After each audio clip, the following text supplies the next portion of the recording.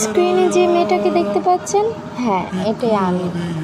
আমাকে অনেকে বলে আমি নাকি ব্যাকডেটেড, আমি নাকি গে, অ্যান্ড কেমন যেন একটা গ্রামের মতো মেয়েদের মতো নাকি ভাব আমার কাছে আছে। দেন আমি স্মার্ট আনকালচার, অনেক কথা আমার বয়সী এবং আমার ছোট বয়সী এবং আমার বড় সিনিয়র আপুদের কাছ থেকে আমি শুনছি।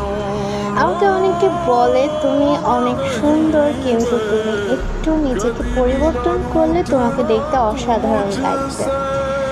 আপনি একটা কথা আমাকে বলেন তো, এই দুনিয়ার চোখে এত অসাধারণ দেখানোর জন্য কি আছে?